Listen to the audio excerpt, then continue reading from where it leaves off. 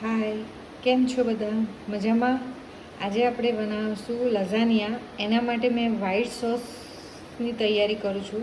એના માટે મેં થોડું ઘી લીધું છે અને એમાં થોડું આપણે મેદો નાખશું, 2 ટેબલ સ્પૂન. હવે આપણે 2 ટેબલ સ્પૂન મેદો નાખશું. એને બરાબર શેકી લેશું.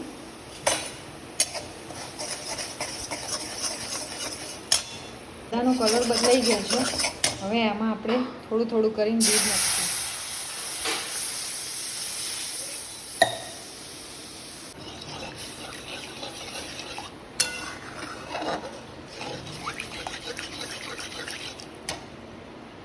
આમાં દૂધ મેં અડધો લીટરની થેલી લીધી છે.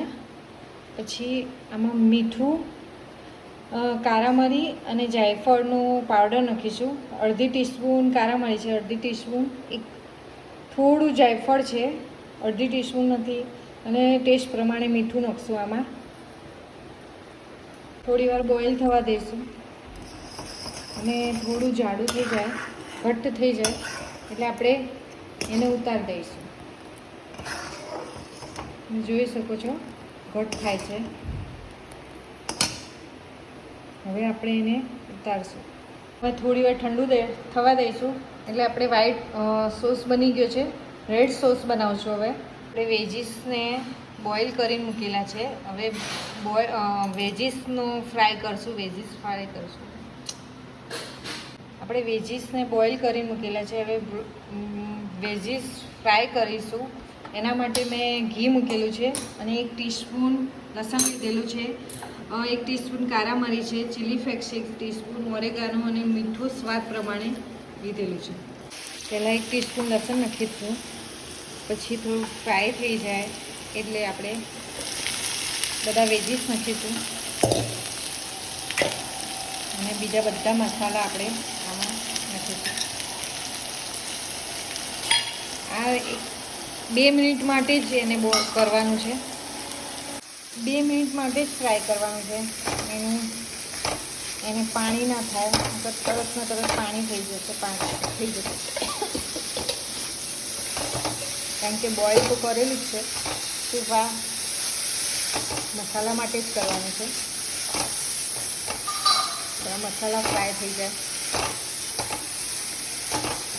આપણા વેજીસ બી તૈયાર છે.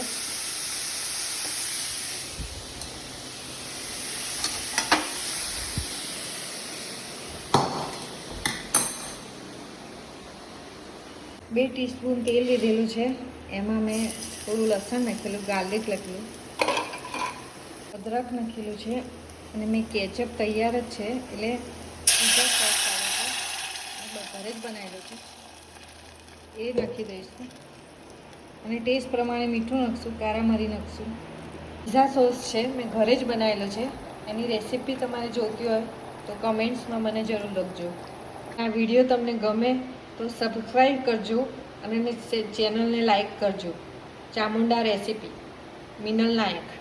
8 મેં બ્રેડ લીધી છે લઝાનિયા માટે અને એને વેલણ ફેરવી દીધું છે એટલે રોટલી જેવી પતલી કરી નાખી છે.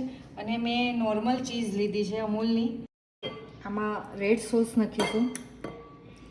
મારા પાસે રાઉન્ડવાળું બાઉલ હતો એટલે મેં રાઉન્ડવાળું, તમારા પાસે સ્ક્વેરમાં હોય તો સ્ક્વેરમાં લઈ શકો છો. પછી એના પછી વેજીટેબલ આપણે થોડું એડ કરશું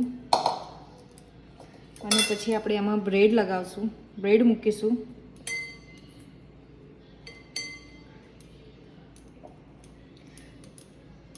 અને પછી રેડ સોસ લગાવશું આમાં.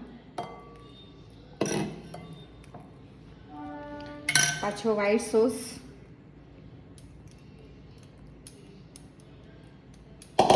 પછી વેજીટેબલ,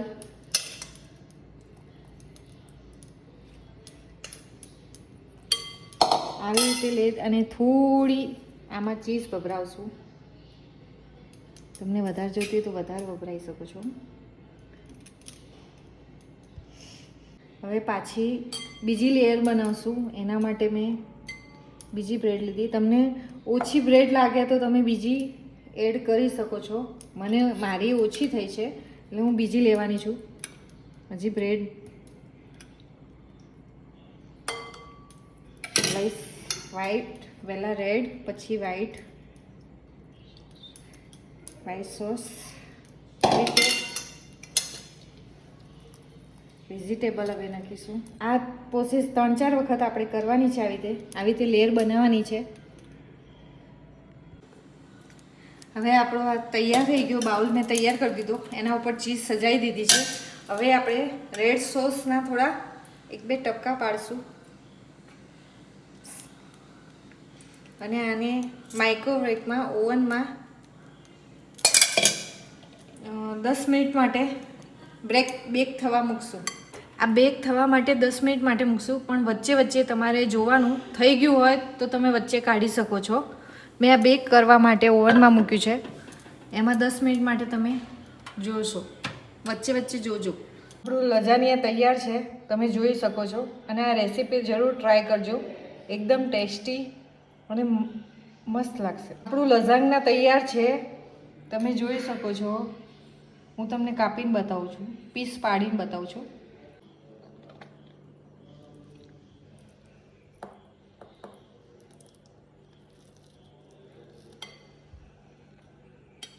એકદમ જ્યુસી અને ટેસ્ટી લઝાનિયા તૈયાર છે. આ ચેનલ તમને ટેસ્ટી અને લઝાનિયા આપણું તૈયાર છે, તમે જોઈ શકો છો.